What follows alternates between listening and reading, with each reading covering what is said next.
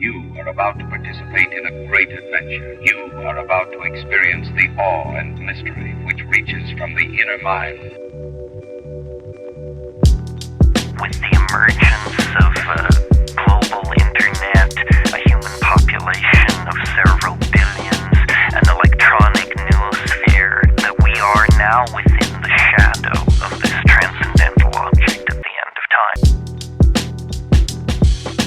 I find it a little difficult to say what the subject matter is going to be, because Magic is an enemy and truth is a menace.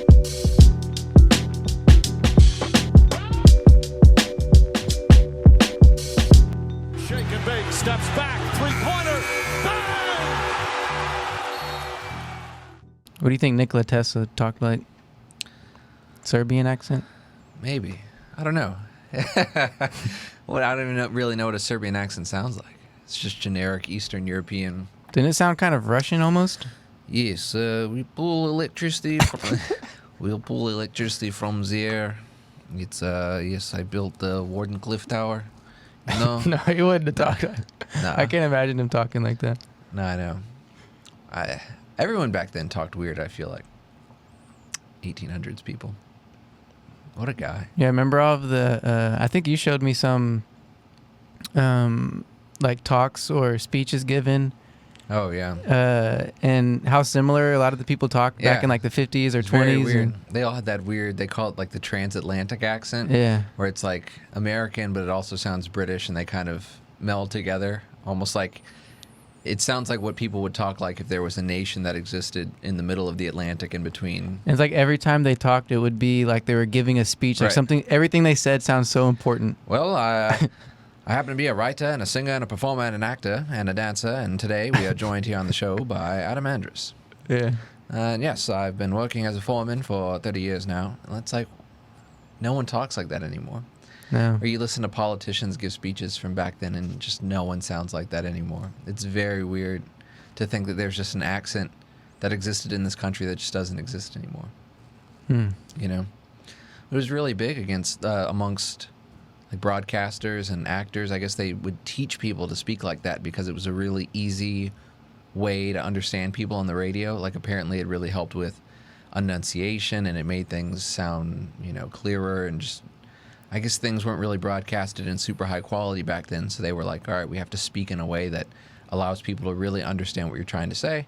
And so they would speak in this transatlantic accent. You have these people that are like, thank you for joining the program. Today we are here, and they sound like they're all calling a horse race or something. And around the left-hand corner comes Seabiscuit. Seabiscuit is joined by Secretariat and Warhorse, you know? They're Right. and I feel like everyone back then talked so fast. Like recently we watched Citizen Kane. Mhm. Have you seen Citizen Kane? I haven't. It's one of the greatest movies of all time. And I'd never seen it before until a week ago. But we wanted to watch Mank, which is a movie about the creation of Citizen Kane. So we were like, all right, we have to watch Citizen Kane first. Citizen Kane came out in 1941. American movie. Everyone in the movie is American. The only language in the film is English. We had to watch it with the subtitles on.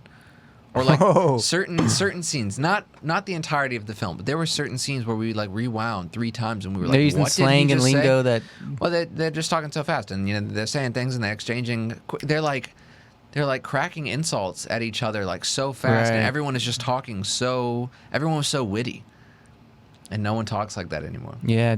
Now we're constantly saying like and I all say the time. like a lot. Yeah, and I don't try to. I I don't try and either. speak very properly, but But it's been built into right. our surroundings and everyone we talk to, and you hear it on TV, then you hear it with your Right. friends, and it's just.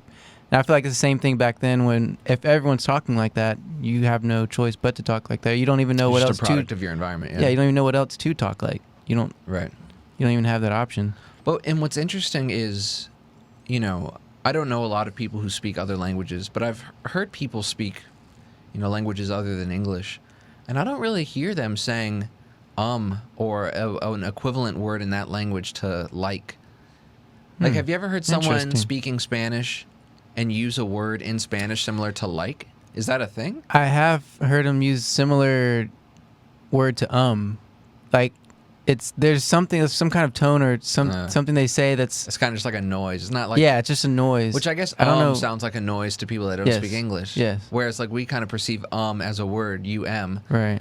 they would probably just perceive it as a sound. Whereas like people who speak another language probably Yeah. make another tone when they're thinking in Correct. between words. Correct. Or like they'll like just extend the word like Drag it out. porque, Yeah. and then they'll say something else. You know what I mean? Like Yeah. Yeah. It's weird. etymology, I just feel like origin of languages. conversation as a whole has just really devolved. You know, like language I think used to be a lot more intricate, and you know, like let's say for instance you want to ask someone to go have lunch with you. Now it's literally just become lunch. You know, no Yeah. one is actually. So many like questions are not even being put into full questions. Yeah. Like I've worked customer service jobs, and people would just walk in and go, "Bathroom?" You know, that would just be their question, and they would want to know where the bathroom was, but they would just say bathroom. Dude, I had a teacher who was hilarious. I think maybe multiple teachers did this, but you would say, "Hey, can I go to the restroom?" They'd say, "I don't know, can you?" It's so like- frustrating. It was frustrating, but then as I understood more of like why they were doing that, it was so you could speak properly. So Yeah. you can understand when you're saying, "Can you do something?" That's not a proper way to ask that, and it's obviously it doesn't mean what you're saying. You know what I mean? Like I understand what you're trying to say, but that's not how you should say it. So did that make you start saying "may I"? Yeah, I Go to- definitely started saying "may I" for sure. What But- if instead of saying "may I," what if someone said "can I have permission"? Yeah, that would work. Okay. But yeah, it's just just saying a way. "can I," Yeah, it's just understanding how to use your words. because "can I" just implies ability Right. rather than. Speaking of Permission. language, I watched Arrival the other night, and Great movie about language and linguistics. yeah, and there was a couple of key moments in there that made me understand like how our culture works. And one of them, whenever they were trying to first make contact or try to understand what the aliens were saying, and Right. or at first it was just the tones before they started doing the circle things. And it was the mathematician. She got in the helicopter with the guy who was a physicist or a mathematician, and Because they're all scientists. and then they're all from different fields. and right? then he was like, "Yeah, I want to, show them some math problems or this and that." And he's like, and then the woman who's an etymologist, I guess you would say, she's study language. Yeah. And she was like, "Well, instead of throwing, math and physics at them, how about we just talk to them?" Right. It's very simple, but it's I think a cool way to understand like how we can approach situations differently. Yeah. It can be much more simple than throwing facts around or throwing different things around, or even like when you're the first time you meet somebody. Now it's weird because like I think a lot of times whenever going out to meet somebody or the first time meeting people, it's not as normal as it used to be. Now it's like, I don't know, it's just different now to me than it used to be. I feel like, instead of like, because now I feel like it's so much harder to get into talk with somebody. For me, not as much, because I kind of understand how to talk with people, I think, a little bit more, but I find it harder to have deeper conversations with people, like get into deeper topics. Like the first night you're talking to someone, you just, "Hey, where are you from? How old are you? When were you Just born?" bullshit about Very the weather, basic stuff. yeah. Very basic stuff. But I find it much harder to dive deeper into topics that I'm much more interested in, or much rather have a conversation about You feel rather like than the that small you talk. feel like it used to be easier? Yeah, I think so. But because I find in older population, people who are older than me, when I talk to them, I find it much easier to have conversations with personally. I don't know. What about you? Yeah, definitely. My mom told me as a kid, I just love talking to adults. Like I would I would be more likely to have conversations with adults than I would be with other kids. And I think it's just because I wanted to have non-stupid childlike conversations. Yeah. You know what I mean? Yeah.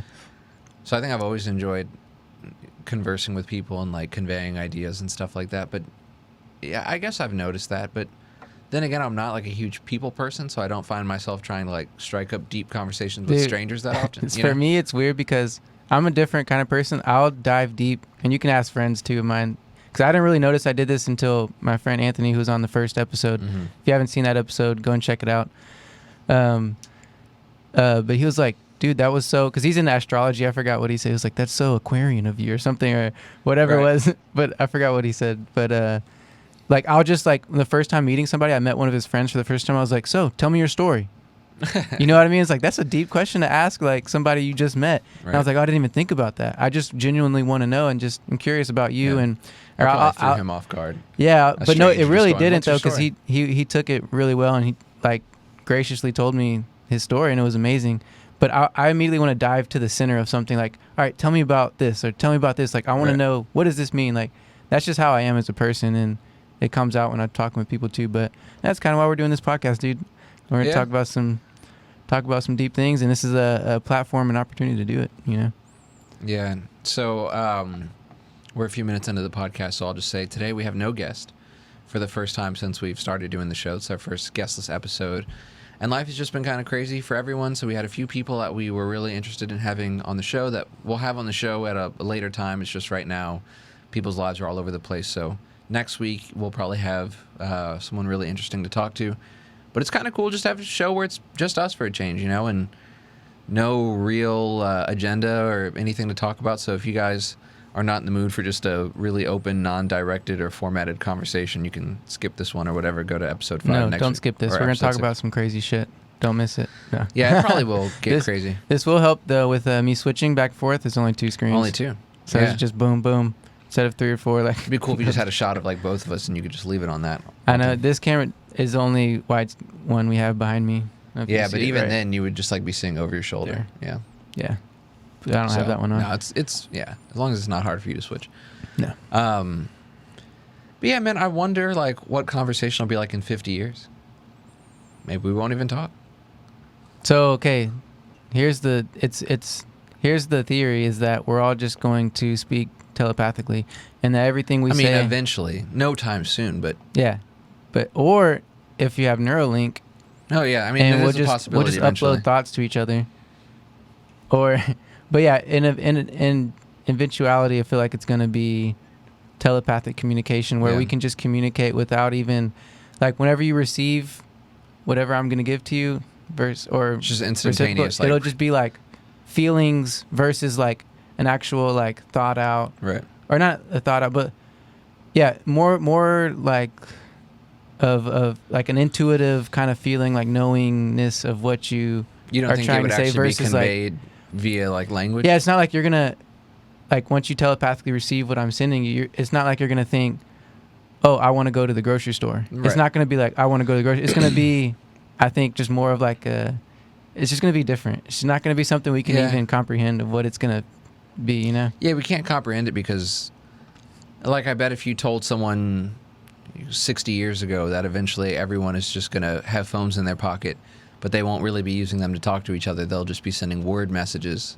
back and forth. You know, they'd be like, what? Just, you could talk instantly, but you're choosing to send small electronic letters? And people are like, yeah. Why do you think that is? Why do you think texting is so much more popular than talking? Why are humans so adverse to talking now? I think it has to do with loneliness, with this idea of social anxieties, and then I think everything is compounded on itself, like from tribal communities to I mean you knowing everyone who lives in your area, and that's everyone you know, to small cities, industrial cities. Now, you know, everything has been cut and divided and moved, and now it's individually. Now you're your own little individual community. Now you have your own little phone. You have all your little community right here in your hand. That's like, I can just do everything right here, and it's like, I don't need it. I don't even have to talk to anybody. I don't have to do anything. I can just be right here in my own world right here. That's such a slippery slope. That just came out. I don't even know if that makes sense really, but I mean, it does. I thought about it. But like, think about though. Eventually, imagine a world where everyone is just like so closed off that they're in their own little ecosystem and they don't even really care to interact with people. Yeah, kind of. And now with the pandemic and people working from home and not even going into the office and really having human interaction, things that used to be meetings are just emails now, or like short conference calls. Imagine a world where everyone is just like working without interacting with any other human You know, everyone is just like knocking out their little work projects, and then like when they need help or when they need to convey an idea to someone else, they send an email or they send a message, and no one's actually really talking or seeing each other at the office. Like so many office buildings are just sitting empty right now, and people are just functioning at home without interacting with anyone. I think that's a big problem with science today. With everything becoming so like separate from each other. Like we have so many different, which is really good though. I mean, we have like a doctor who specializes in heart, and skin, and brain, and like everything is separate, and none of them are working together. But I think you're seeing more of it now. But that's another, like, I think that's a problem in itself, because you have people who are working like on amazing things and like discovering amazing things about certain subjects and certain topics, but it's not being shared. Or another scientist who could find that information useful just doesn't have the term or the lingo or the understanding to incorporate that into what they're working on. Because so much of just medicine in general and science, I mean, we could be using all of that information to have deeper understandings of our reality, you know? And whenever you have everything so cut off and individualized, no one's coming, like, it just makes it a lot harder for people to come together and work on things. Because when you're going to school for that topic or that subject, you're only going to know about that subject or that topic. You're not going to have a deeper understanding. That's why I think people who do dabble in different things, like who have degrees in multiple areas and fields, and I feel like they're much more, they're easier. It's just easier for them to have a deeper understanding on certain topics. Whenever you can connect like one topic with another, I feel like it brings a different insight to the world, and you can see the world differently. And this is why I love and I'm fascinated with like ancient with ancient people, even back in like 1500s and around that time, even before then. I mean, if someone was like an astrologer, they were also a mathematician, a physicist, a doctor, you name it. They had all of these things that they Renaissance were like, men, dude, they were just like masters in multiple fields. And look at Da Vinci. Yeah. Master painter, master inventor, master mathematician. You know, like it's just unheard of now. Basically, because our society and our culture has built this. Like, it's not. It's good in some ways, yes. Like, there's definitely benefits of being a master in one topic and mastering that, and because there's so much to know there, right? But if you're not expanding and we're not spreading the knowledge of other fields, even just being able to dabble and just touch in other topics and just have some of the basic knowledge information, then you can be able to connect pieces better. And I don't know, just think people would benefit more from it. Yeah, I agree. But we're just changing constantly. Yeah. And I think people, they just really don't even value interaction anymore. I think people are like scared of it almost, you know? Like your phone rings and you're just like, oh, ew, I don't want to pick up, you know? Like, you ever get a phone call? Yeah, I know what you mean. Not you, but like... No, I know what you mean. Sometimes, like my phone will ring and I'm like, fuck, I don't want to pick this shit up. You know, like, I don't want to have a conversation right now. Yeah. So it's just interesting. We're just changing. Whereas, like, literally just 15 years ago, everyone was talking to each other on the phone, you know? Yeah. You were calling people on the house phone, you know, and like just talking to people for 2 hours on the house phone. And now you're just texting. Or, you know, you're not even interacting, period. You're not having friends over to your house to like play games anymore. You're just like playing online. Games aren't even really sold as like split screen anymore. It's like, I know. Yeah, there's multiplayer, but it's all online. Yeah, split screen. Split screen was cool. And you could like have it to like 4 people and the screen would be all split and you guys could just all sit on one couch. Now it's like games aren't even sold with multiplayer, and if you want to play with other people, it's got to be online. Yeah. Which is so crazy. I know. It really is crazy. All right, well, speaking of tech and stuff like that, all right, I brought this concept to you the other day, Tom. I think you already know where I'm going with this. No, I don't. We talk about a lot of concepts. Just imagine, all right, your typical trading cards, right? Oh, here we go. Or your, your standard deck of cards. You can get Trading cards, yeah. You can get NBA, MLB, NFL. You can get name it. anything. You fucking WWE. Right. There's all kinds of trading cards, yeah. So now, okay, instead of getting like your favorite rookie card or your favorite player and being like, oh yes, I have this. Maybe it's a limited edition, or maybe it has a piece of their jersey. Maybe it's signed. Right. You're like, oh, this is so awesome. Like I love this. Like, oh, cool. I'm gonna keep it. Maybe Yeah. just put it in a little plastic thing and protect it. Make sure it's safe and it's cool. One-time thing that I can have and like, wow, really cool, right? Now, imagine instead of cards, they're moments. Yeah, when you told me about this, I was like, What? what? And it sounds cool, right? It sounds cool because you think like, oh, moments. I could have, like LeBron's 2016 chase down block or something like that.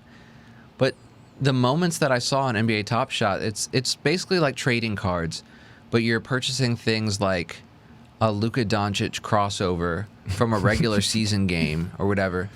And there's no physical card that corresponds to the moment. It's essentially just like a piece of digital property. You own like a digital copy of that moment. And there'll be like 2,000 of them or whatever. There'll be like 2,000 of a specific, Damian Lillard breakaway dunk or something like that. And so they somehow, even though they're digital files, the NBA and this little program called NBA Top Shot has put serial numbers on them. Right. So, like, even though they're digital and there's no physical corresponding element, you can have serial number 1, serial number 2, serial number 3 of the same moment. And at first I thought, okay, this is weird, but it's kind of cool. Until I saw how much it costs. Yeah. You're essentially just buying, like, a little short 5 to 10 second video clip of a moment, Right. which other people can own. Also, outside of NBA Top Shot, you can also just see these moments on like YouTube or whatever. All right, let's like, pull it up. Pull up Okay. NBA Top Shot so people can see what we're talking about. And yeah, Tom's right. Like at first, it sounds like, oh, dang, you can have like a moment of something, like Right. a moment, a piece of like of history, and it can be like your limited edition kind of thing, and you can have it and show your friends or something. But no, it doesn't work like that at all. And once we dove into it, you can see where the problems come in, and it's very strange. well, the crazy thing is, Tell me when you got to the pull up. price. I'll It's switch the over. site is loading. Okay. The crazy thing about it is that these moments are going for like, you can buy a late serial number, like, serial number 2047, and it'll be like $200, which already sounds crazy. But once you start getting to like serial number 1 of a big moment, like, well, there aren't even really big moments. It's not like there's like historic moments. It's just like freaking Zion Williamson dunk. And serial number 1 of that dunk will be like $80,000 Yeah. for just a short video clip of which anyone can also purchase. Right.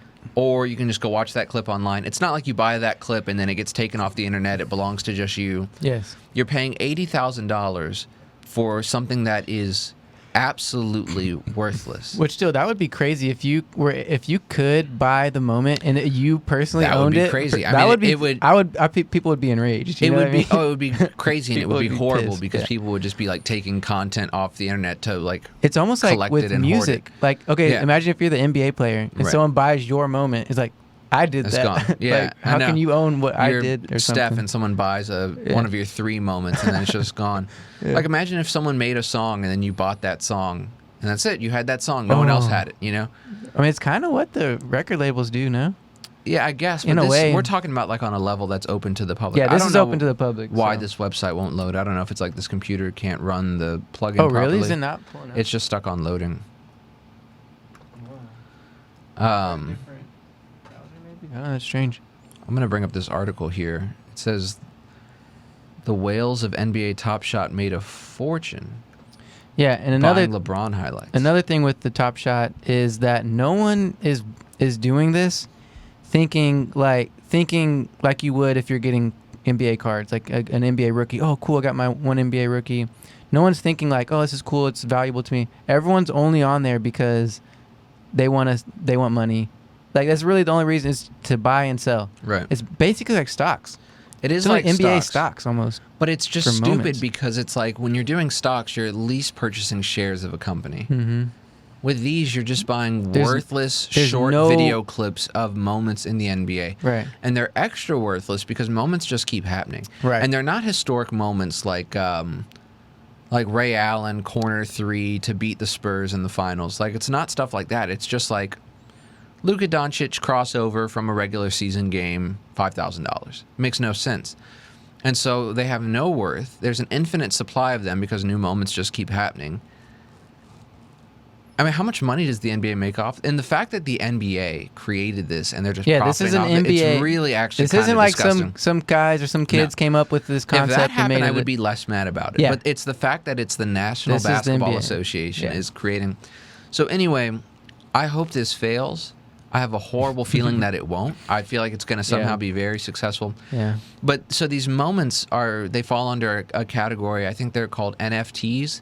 It stands for like non-fungible trades or non-fungible. I know the NF is like non-fungible something. Mm-hmm. And it's basically like unique digital properties that are quantifiable. So like Kings of Leon, they have a new album coming. I think it's Kings of Leon. Let me look it up before I start lying. Kings of Leon, I believe they're releasing a new album, and it's going to be released as an NFT. Like there are going to be just a certain amount of digital album copies, and then like it's Wow. going to just be gone one day. Yeah. Interesting. So this is a way to bring a limited value to something that's only digital. Yeah, look, here's an article here. Rock band Kings of Leon will release new album as an NFT, making it a digital collector's item. Interesting. Yeah. Let's see. NFT. Let's see if it explains. Crypto collectibles have exploded in popularity lately. Ownership of these assets is recorded on a blockchain, a digital ledger similar to networks that underpin Bitcoin and other cryptocurrencies. But unlike most virtual currencies, you couldn't exchange one NFT for another. So they're unique. They cannot be... Interesting. Yeah. But unlike most virtual currencies, you couldn't exchange one NFT for another in the same way that you could with dollars or gold bars. Okay, so how does this make you feel? I don't know. I mean, I guess it doesn't technically affect me because I'll never do it. Like personally, but my initial feeling that I get is like, how can you do that? Like, how can you make something that's digital limited? I mean, I get it, but I then mean- there's a side of me like it's online. Like I feel like that's the purpose of putting stuff digitally and making then it online. how do Like you- it should be. I mean, then clearly there's a counterfeit problem, right? Because I can just take that MP3 or whatever, duplicate it. Boom, I've just created a unit of that commodity, right? I mean, how are they cutting down on internet replication, right? Like, let's say I buy Or you the just Kings put of it- Leon album, and it's an NFT. So I have Yeah. album number... I have one of, let's say they make 500,000 copies of this album, and I have one of them.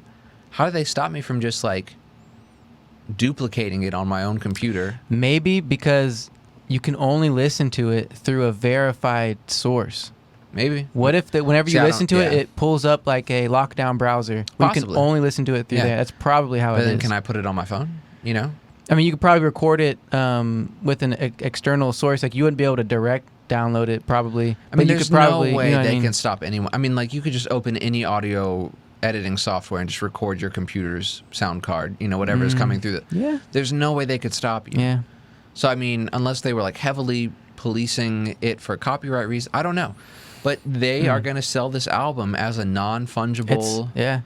Whatever the what is I have to figure I out will what say though, I NFT stands do for. love the idea of having like a limited release, like CD. I bought CDs Yeah. of my favorite artists Right. whenever CDs were still a thing. I don't buy them anymore, although I still want to. My vehicle doesn't even have a CD player in Right. it. Isn't that crazy? Mine does, thankfully, but Yeah. there's something to that aspect of having something physical. But then Yeah. whenever you make it digital and it's only digital, Right. and then you make it limited release, it's not physical Right. anymore. It's digital. So it's Yeah. like, how can you make it? It doesn't have the same value to me. You know what I mean? Same with the cards. Like, there's no, the See, that's value's the gone thing. to me. It's like, it's And the fact online. that they're assigning serial numbers, which correspond to the inherent value of the card, it's like obviously serial number 1 yeah. would make it the most valuable. But But if it's it's all not made like the up. first printed or the first off the assembly line or the first that was hand put Right. together, serial number 1 is no more special than serial number 5,986. It doesn't Exactly. make any sense. Exactly. So the T in NFT stands for token. So these things are called non-fungible tokens. Interesting. Now, I'm all for people making money in a way that, like, is self-sustaining. Like, I love cryptocurrency because it's not backed by any country's economy. It's its own thing. It has its own inherent wealth. Its only wealth is based on, you know, how many people are, you know, putting faith into it and, like, playing into it. It's not backed by gold bars sitting in a vault somewhere. It's not backed by the GDP of a country. It's not based on who's going to war with who. It's not based on, you know, oil reserves in this country or whatever. It's just backed by nothing. You know, it's just its own thing. So I'm all for that. I'm all for, like, taking the power out of, you know, the people that are Like printing the a bills. centralized power. Right. I'm all for that. I just don't understand how it's going to work for stuff like that. Maybe I'm not smart enough to perceive it, but I just don't understand how NFTs are going to work. These, like, weird digital properties that are just limited. How do they keep people from replicating them, you know? Yeah. Yeah, like I said, my initial feeling was irritation. Like, when you were saying that, I just felt irritated. I was like, no, you can't. Right. But I get it. But then it's just, to me personally, I'm honestly not down for it. It's like, but for the album, I'm fine with it because it's a music album, and I'm sure the price is going to be like, you know, a regular price. Yeah, it should be $15 maybe. But the most. idea of paying NBA Top Shot still has not loaded. I don't know what the deal is. Oh, maybe they're down. Their servers are down or something. Let me see. Is there another browser on this machine? No. But yeah, this is all crazy stuff going on out there, the digital world. But yeah, it's kind of been a main topic and theme of this podcast, Midnight Variety Hour. Technology and humanity's relationship and future with it. We've constantly been on this topic, and it's kind of because it's just in our face, and we're seeing it every day. Yeah, I mean, we talk about it a lot, but it's also kind of scary, you know, just to think about, like, how many ways we are becoming more and more digitized, you know? Playing cards aren't even physical anymore. Now people are just trading digital playing cards. It's getting so stupid. But anyway, yeah, so that's NBA Top Shot, and I'm glad you brought it up because I think not a lot of people... It's still a new thing. At least not in my circle, not a lot of people know about it. Yeah, it's a new thing. I didn't know about it until you... Where did you hear about it? I follow this guy named Jimmy High Roller. Oh, shit, he sounds awesome. On YouTube, and he makes purely NBA-related videos. And he always has some really cool stuff, like some of the video titles will be the time trash talking Michael Jordan went wrong. Oh. And he's like, I gotta watch it, you know. But he makes just really well made videos, and he'll do really cool stuff like putting together like top 10 lists or not. You just gotta go watch him. Jimmy High Roller on YouTube. He has some awesome shit on there, so definitely check him out.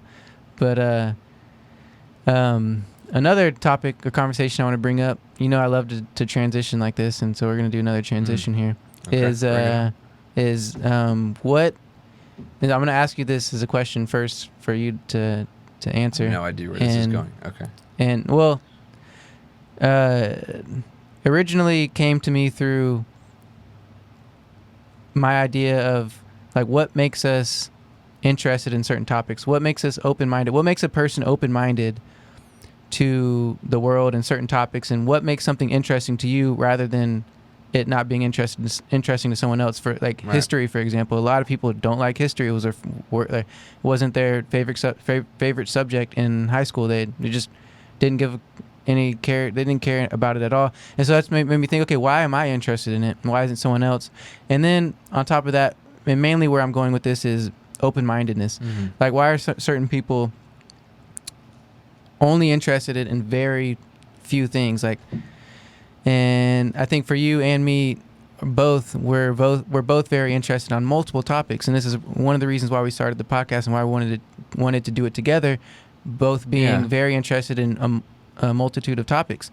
So my question to you is, like, what and how did you become the way you are and the way you think and the things that make you tick and make you interested about this world in general and in whole? Wow. That's an interesting question because I mean most of the time I just feel like I'm normal. I don't really feel like I'm more open-minded than anyone else, but then sometimes I see the shit I'm looking at and I'm like, yeah, no one else would give a fuck about this, you know? So I think I know this is kind of a cliche answer, but I really just think it goes back to my parents and just like the way I grew up, especially my mom. You know, like I was constantly going to museums as a kid. I was constantly just like watching. I mean, I was watching movies that were like not for kids at all. I was watching R-rated movies when I was like 6. You know what I mean? Like with my parents and things like that.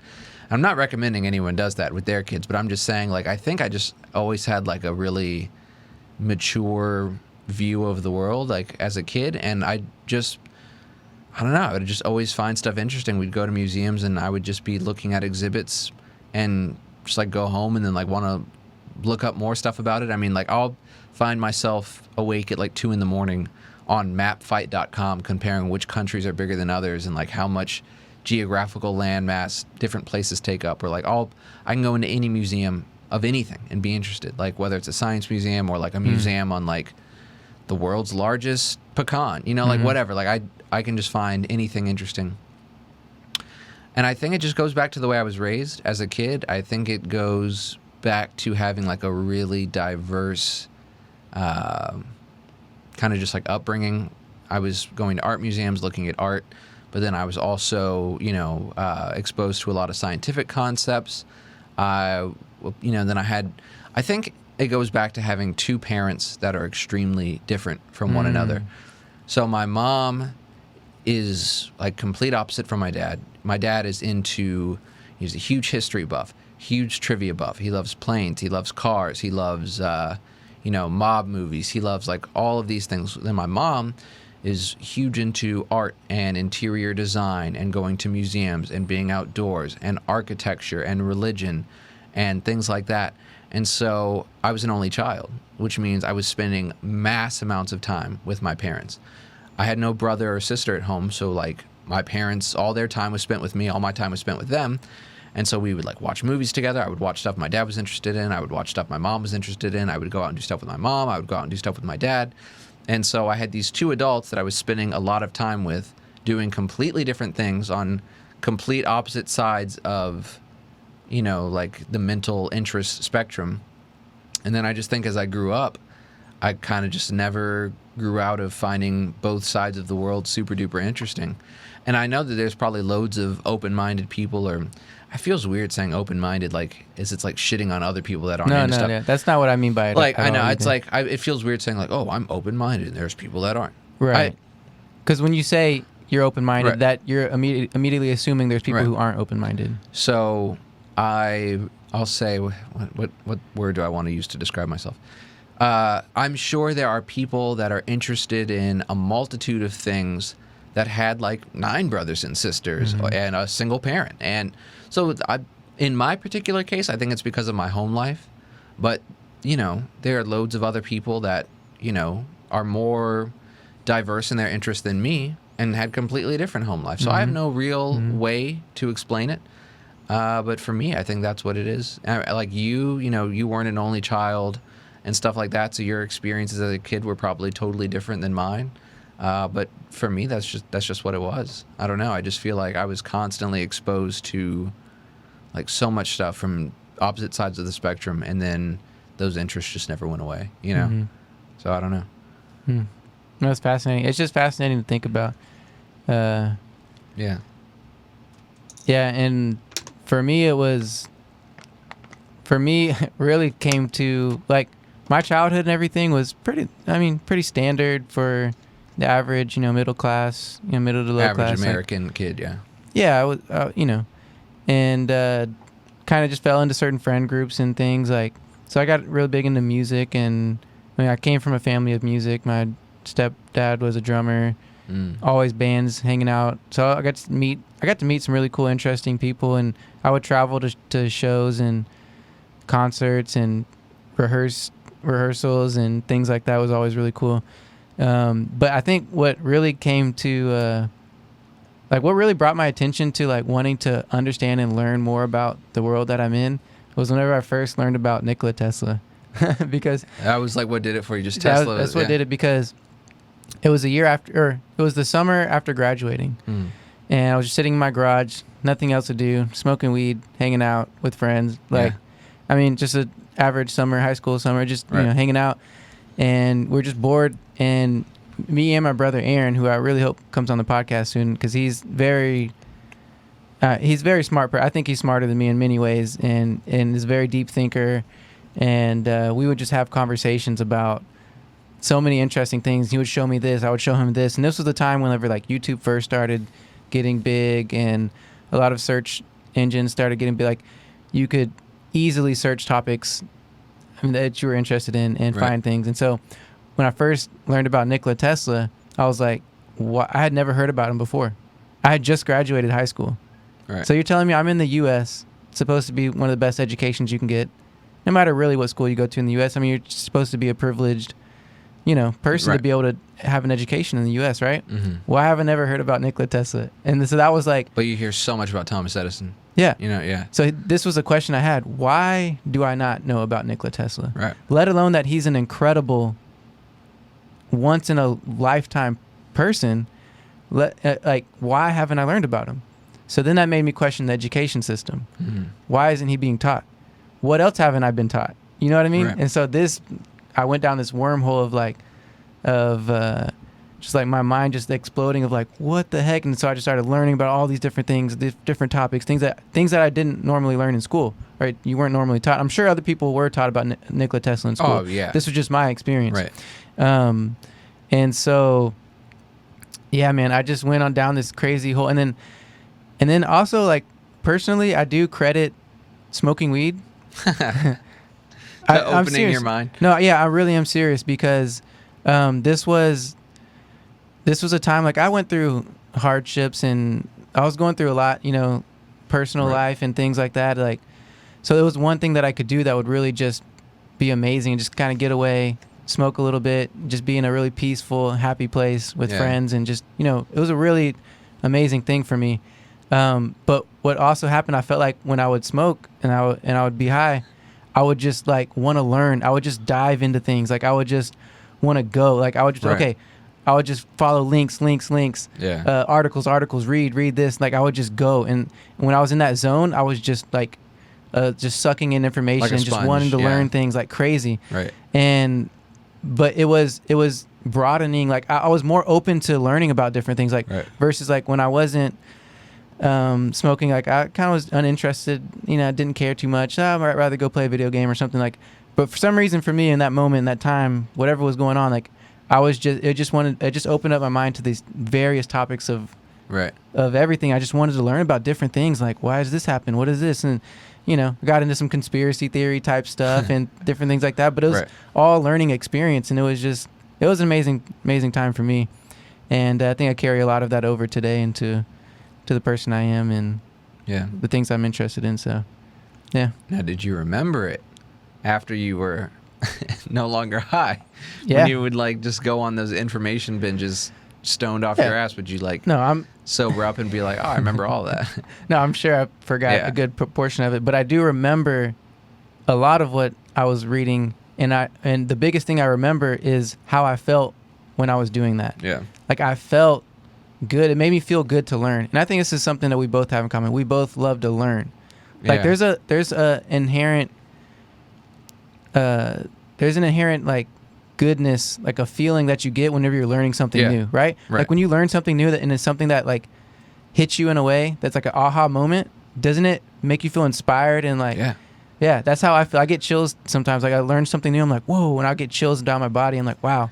That's the feeling I get when I was in that state, you know what I mean? So do you think that's a trait that all humans, like you said, there's that inherent feeling.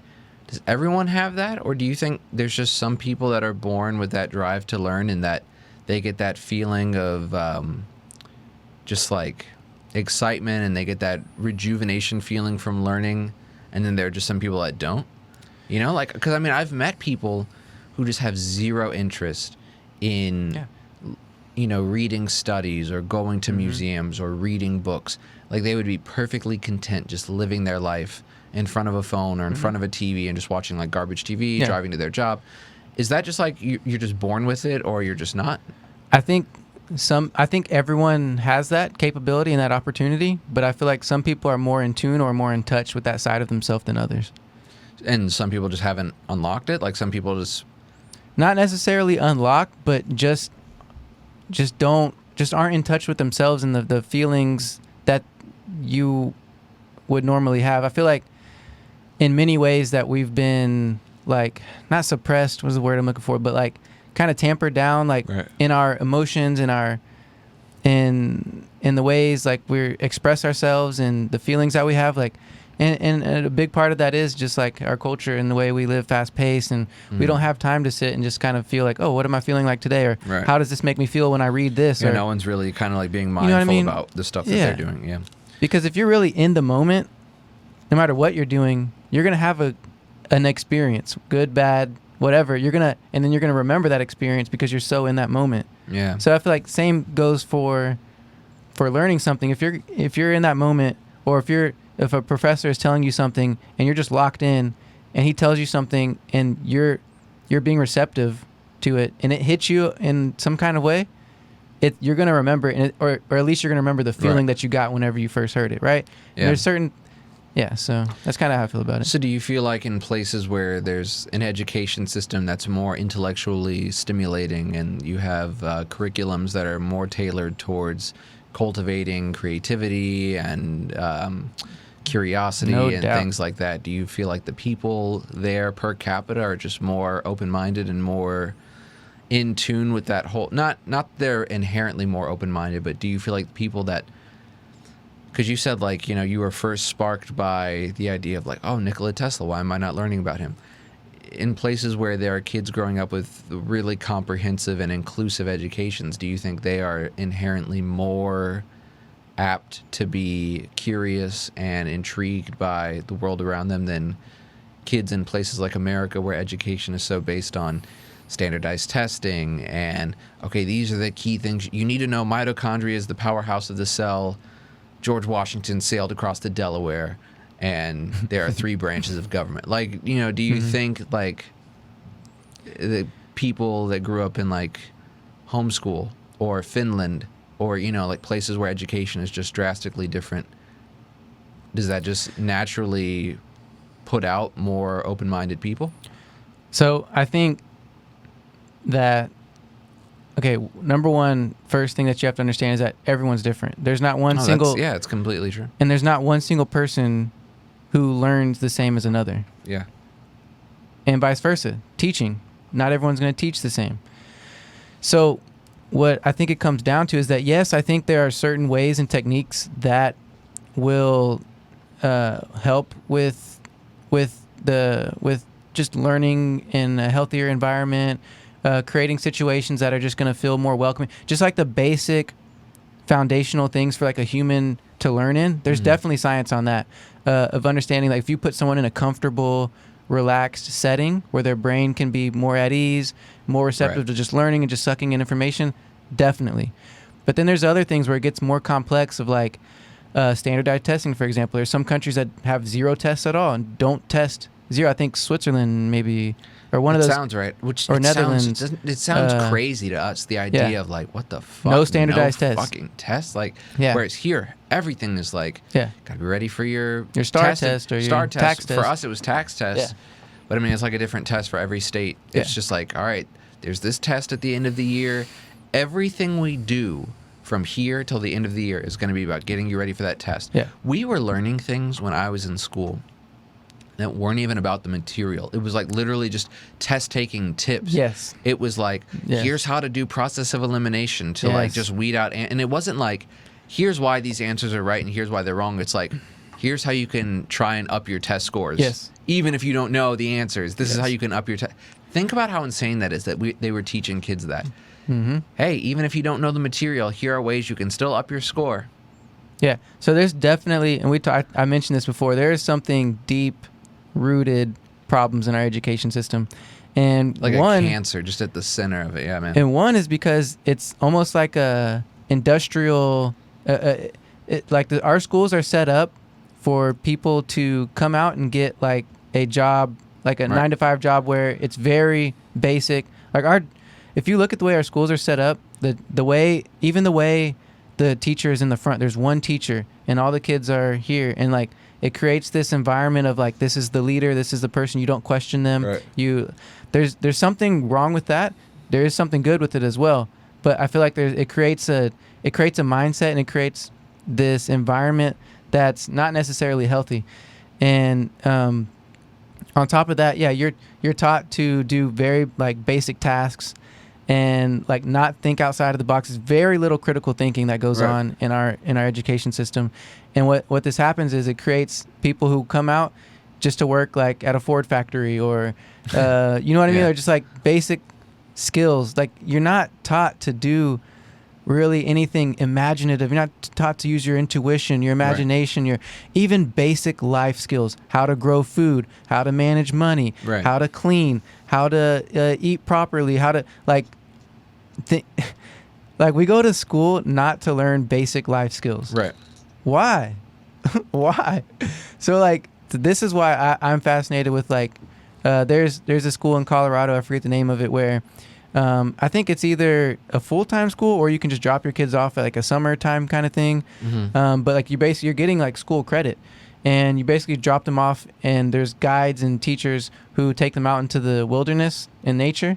They go to like rivers, lakes, ponds, forests, whatever, and they just teach them all about nature and let them live in nature. That's awesome. How to build a fire, how to tell what herbs are good, not everything you need to know about just being outside in the natural environment, which is something. Planet, yeah, this place we live on, like what is it? How to understand it.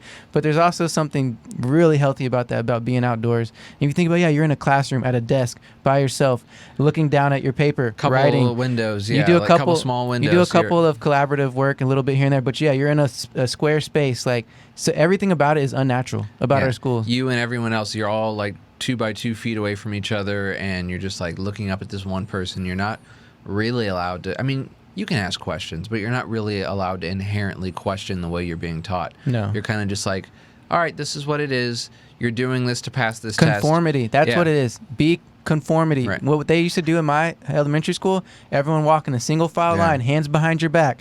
Walk Think like this. that. It's like military. Dude. All It's of you sit the same way. Sit Crisscross, crisscross yeah. applesauce. Why? Is it the most comfortable? No. Is it great for your posture? No. It's just a way to sit.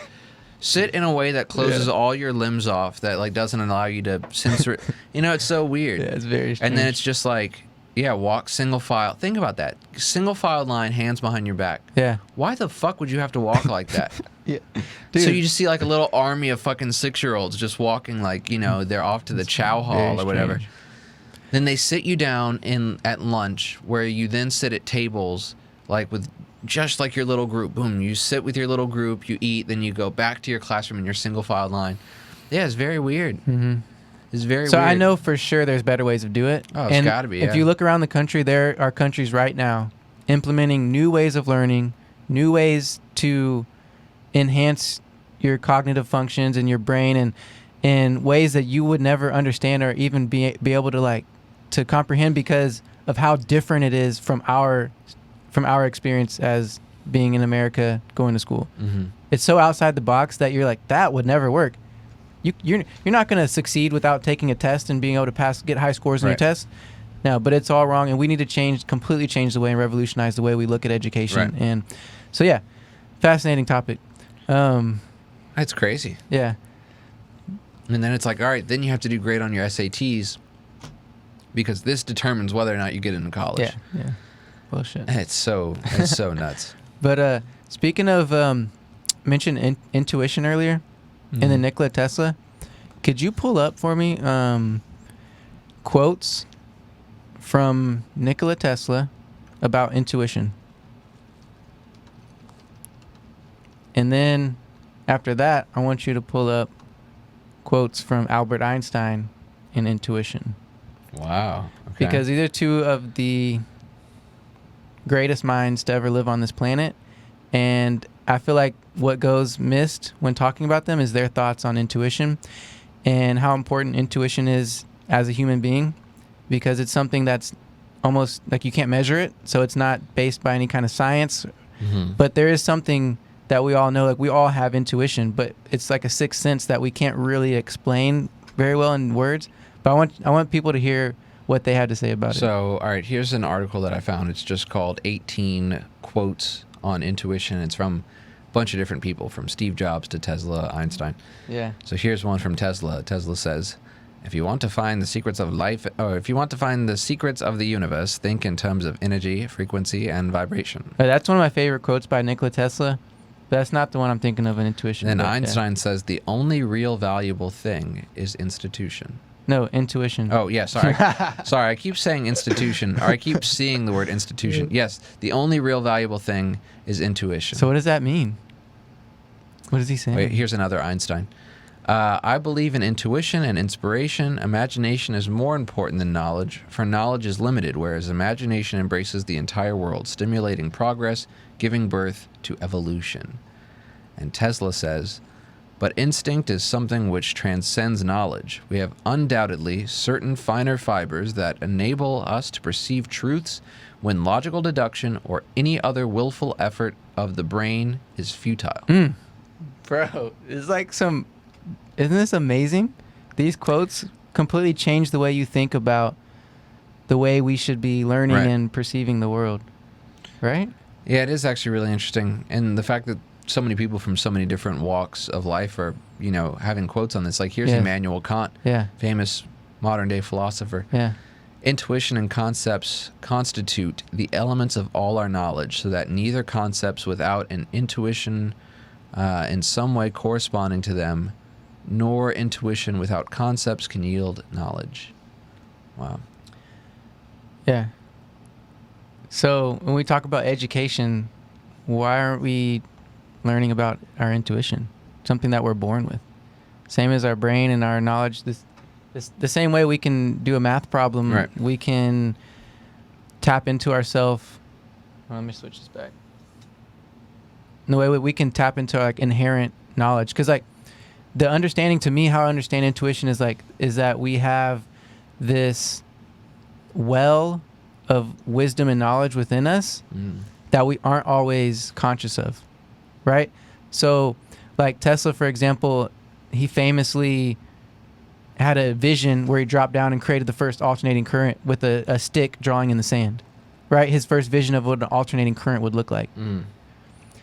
So like, where does that come from, right? Like, how does that happen? And there's many stories of this. There's many situations where people have, boom, something goes off, Right. and they just know something. I know this is true. I'm gonna put it together. Yeah, it's crazy. And Yeah. it's there. Or whether it's an idea, a book, a concept, a technology, things just pop into us. Right.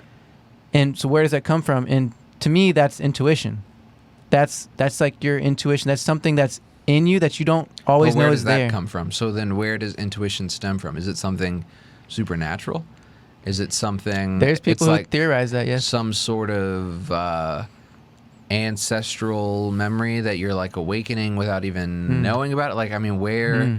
If you have this inside of you, this intuition, you can just pull things out of your own mind using intuition. It just comes to you. I mean, how is that possible? You know, what do you think is the basis for something like Well, that? there's many theories and thoughts on No, this. what do you think? And well, I personally don't know. I don't know, and I feel like there's maybe a few people who have experiences of maybe they know, like where they've gone deep into their psyche and their inner consciousness, you know? Yeah. But there's a couple of theories. One being that it could be from various dimensions. Since we know, I mean, we do know through physics that we are multidimensional. We are living in a multidimensional reality, right? Right. So it could be these thoughts that are somehow maybe floating in another dimension that we just somehow tap into a moment where we can, interact with that dimension, and somehow we're catching an idea or thought from another dimension. And there's the idea of extraterrestrial. Maybe it's coming from some other source, some other Right. life source that's sending some type of pulse signaling that kind of taps into people's consciousness, some kind of conscious technology that taps into like where you can send signals or ideas or thoughts somehow in that kind of way and pick it up. And if you're receptive to it, you can pick it up. And then there's, I mean, to me, what I think is more realistic and more tangible is that there's intelligence in nature. I believe everything is intelligent, like has an intelligence to it, whether it's a squirrel, a leaf, Plants, yeah. mycelium. I think everything is very intelligent in its own way, and expresses it in its own way, and I don't think that. I think humans have. Forget about what we know with our brain, what we can learn with our brain, and the functionality we have with our brains alone is incredible and is extremely intelligent. But I think there's something deeper to it, and that's the conscious aspect of it, like almost our soul or our spirit or however you want to see it. Right. Like there's something else. There's some other energy field beyond what we can store in our brain, what we know and learn in our brain. There's some other field of intelligence that I feel like we can pull from, or we can interact with, or have a relationship with. Right. And so and that's why intuition. That's why it's so hard to like conceive or to understand, because you can't see it. Right. Same with like a radio wave. No one knew what a radio wave before radios were invented. If someone told you, "Hey, we're gonna send signals through the air, you can't see, and it's gonna land into this travel device, almost the speed of light, and it's gonna land into this box, and you're gonna hear a noise." Right. Yeah, And right, dude. Go. You'll be able to whatever. hear music, and you'll be able to hear. Yeah, it's like. So it's very similar. You can't see it. You can't really measure it. So it's very hard for people to understand, but it's there. There's so many examples of it where you can't explain things, so we know there's something happening. Yeah. So I don't know. It's just a fascinating topic to me, but I mean, there's so many people that don't even, they just perceive the world as like what they can see around them. The walls of the building they're sitting in, their like hands, their physical body, and they're not even thinking about, other dimensions or other, supernatural properties of the human soul or things like that. They just perceive the world as, okay, this is the physical universe around me. This is what there is. This is all that's there. Like everything that's happening in my brain is just the result of like synapses firing and just the natural, brain chemicals and things like that are happening. There's no, no energy. There's no, divine intervention in any way. Like, so I think there's something to be said for the fact that, things like intuition and, like you were mentioning, things coming to you either from some other dimension or something, it's all evidence for the fact that there's something more to this place than just like the physical shit you see around you. Yeah. Now, I don't know about other dimensions and stuff like that, but I definitely think there's something. I can't explain it, right? But there's obviously something more than just like the physical space that we're existing in, and we're clearly more than just, a bunch of really smart animals walking around here. Like, I think there is a supernatural aspect to life in and of itself. You know what I mean?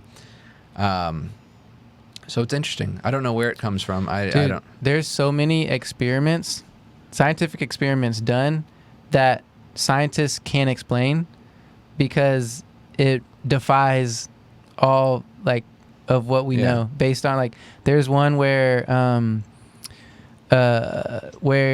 they're showing screen, like you're sitting in front of a screen and they're flipping through screens and they're measuring like your precipitation, your like how much sweat in your palms, like they're measuring your heart rate, measuring different things of how you react to certain images, right? Because you see something, your body's going to release certain endorphins, certain things depending on what it is. Like if you see someone who's dead or someone who's eating, it's going to release certain things in your body. And what happened was they would show an image of like someone naked or maybe some kind of porn or something like that. But before the image was shown, the person already had a response as if they had seen it. What? Yes. Fascinating, right? So it's like, how can you explain that? Did they know that was going to happen? No, because it's double blind, triple blind tests and all these things, right? So it's like, it's really hard to explain these things that happen. And there's others like Rupert Sheldrake, who I love, by the way. If anyone doesn't know Rupert Sheldrake, definitely go check him out. He has a TED Talk about the 10 dogmas of science, which is fascinating. Actually got banned from TED Talks. Him and Graham Hancock got banned for... Why'd they ban Graham Hancock? Because he was talking about psychedelics and consciousness, and TED Talks for some reason had a problem with it. Why is TED Talk... But, all right, that's a whole other tangent. It's a whole other topic I could go into. But anyways, Rupert Sheldrake, he had a study about how dogs know when their owners are coming home. Because they did a whole bunch of tests where dogs were like showed signs and reactions as if they knew their Right. owner were coming home before the owner would even get in their vehicle to leave. So they would have like a camera crew and set up these experiments where somehow the dog knew before the owner even knew they were coming home. Right. Stuff like that. Like, how can you explain these things? Like, so it definitely, and then there's the whole theory of morphic resonance where like, for example, if you see birds flying in like that triangle formation, Right. and one, they alternate leaders. So the leader bird in the front, they're taking Right. more of the front of the wind or whatever, and so they move to the back and they're alternating constantly. Yeah. But they're not saying, "Hey, Bill, it's my turn to go up front. You come to the back." They just know. They just know. So it's like this idea of like there's this field around them. Yeah. Of I mean, they know when the seasons are changing. You know? Right. They don't even know what fucking day of the week it is. Like, their brain is the size of like a fucking peanut or a pea or whatever. But they just know. It's like, okay, it's time to go south. Yeah. All right, time to switch out my place in the formation. Yeah. And then the next bird, he just knows he's up. They just know. Yeah. So that's what I'm going back to, this inherent, like this intuition, this intuitive or this unknowing field. Like, we can't see these things that are there, but we know through science. Like, we're observing all of these things happening, but we can't explain it through our verbiage and what we know through science today. And so that's why I brought up the topic of intuition, and knowing that on going back to the top of education is that we can actually teach intuition. How's that possible? We can teach In intuition. what respect can we teach intuition? Like, what do you mean? There's many ways, but it's fascinating. So like the idea. Okay, so there's another experiment done where what was it? Where basically you would have younger children. For some reason, younger children are more in tune with their intuition. Same with their imagination. Yeah, see, I think there's something to that. I think there is something to like how different children are than adults. Mm-hmm. Just creativity and emotionally, and like, you know how they always say like you can't fool kids. Like, you know, like a kid can meet someone they've never seen before in their life, and a whole group of adults can think that person is perfectly normal, but the kid will just like be uneasy around that person, or like somehow kids just know when like someone's not a good person. Yes. Or how do you explain that? Yeah, you know? I forgot the experiment, but it was basically where a kid was blindfolded or turned around, and they had to guess like a certain number that the person was holding up. It was something like that, where they just had to use their intuition to figure out what the other person was doing while being blindfolded. It was something like that. But basically that children were right more of the time than adults were. So there's so many things and examples like this. That's why I say you can teach it, is because there's so many examples and people doing it right now. And there's also like games that you can play. I forget the name of some of them, but yeah, there's so much out there. And yeah, dude, I mean, it's just one of those things that not a lot of people know about, and it's something that should be more within our consciousness. You know, just more people should be thinking about it and understanding like that you have almost a sixth sense that is always there, whether you know it or not. You know. Well, it's interesting that you mentioned earlier multiple dimensions and things like that, and so I wanted to kind of pick your brain on that, because there's kind of like two ways that the majority of the world thinks of like the word dimensions. So like, obviously, you know that we live in 3 dimensions, and it kind of describes like the physical space around us, but then you can also say like another dimension, and that almost implies like another universe. Yeah, it sounds very pseudo. Yeah. So it's like, how can, you know, depth and width and, you know, length, width, and depth or whatever, how can those be dimensions, but at the same time another universe can be another dimension? Or you hear things like, oh, in the 4th dimension, oh, the 5th dimension, you know, like, so what do you genuinely believe there are multiple dimensions? And if so, what do you mean by multiple dimensions? Well, I think there's different ways you can look at it. You can look at it through the mathematical lens, which mathematically speaking, according to our best mathematicians and physicists, right now there are other dimensions. Well, what does that proven, mean? Right. But like, break that down into like what that means. Exactly. I can't. There's no way I can begin to explain that to you. But then, would you say it means other universes, or would you say it means other ways of perceiving the world that we cannot perceive it in. Like, we can only perceive the world as a three-dimensional space, you know. Whereas, like, you know, Carl Sagan talked about on Cosmos, a two-dimensional being would see things through, like, the eyes of a creature that lived on a flat plane, like a screen or a piece of paper, and they would have no idea of, you know, above or below. Yes. They would only be able to see forwards, backwards, left, right, you know. Yes. So when you say, like, oh, mathematicians say there's definitely another dimension, does that mean, like, there's, like, Earth 2? Or does that mean there's, like, a way we just aren't able to see the world? So I think it depends on who you ask. Because until you experience it, right? Like you're saying, if you're in a two-dimensional reality, there's no way you can explain what 3D is, right? Like, you can't begin You couldn't to even show someone because they wouldn't be able to perceive it. Same thing with what we're talking about now. It's like, I can give you ideas of what I may think it's like, but there's no way that I would ever know. Right. And maybe there's some people who can give you a good explanation of what they may think it's like, but that the truth is, like, until we experience it, it's going to be really hard to explain what it is and what's happening with it, you know? So it's like... Well, it's like, I don't know if you've seen the film Interstellar, but there's a part towards the end of the movie where Matthew McConaughey's character enters, like, they call it the Tesseract, and he's basically in a three-dimensional space that is representing a world created by, like, a fifth-dimensional being. So, like, he's in a three-dimensional space, but, like, time is represented in a physical space. And is that another dimension? Is that, like, it's just so interesting because it's like, what definition do we look at when we say the term another dimension? So, I mean, then I guess I'll rephrase the question. Do you think there are parallel universes? Because, yeah, I definitely agree there's other dimensions and ways we can...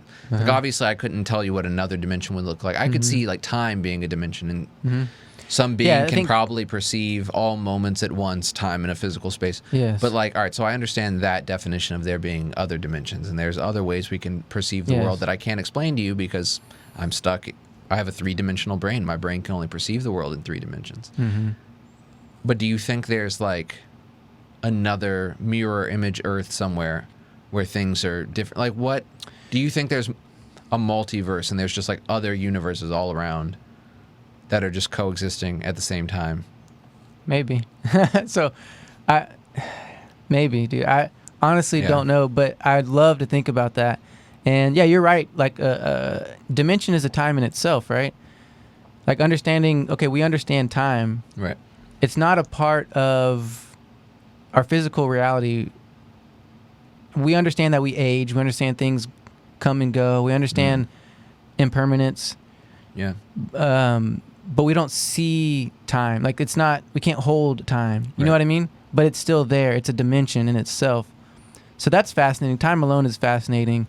But then when you start talking about other universes, multiverses, like,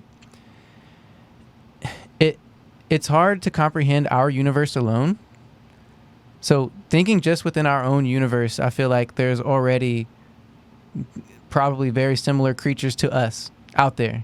You know what I mean? And it's similar planets and similar everything. Yeah, definitely. So, like, whether that's, you can say that's probably a dimension itself because it's out of our reach and grasp of our known reality, like, you know what I mean? And then, but then talking about, like, another dimension and where, like, you would have to travel somehow or what I'm saying. Get there in some type of hyper dimensional way. I don't know, like, I'm talking about, you know like, what I mean? another world, you know, like Earth, for example. I'm talking about, like, another place like Earth that you can get to, but not by means of, like, traveling through space. Right. Like, you'd have to somehow, like, let's say if the universe was in a bubble, and within this one bubble is everything that exists in our universe.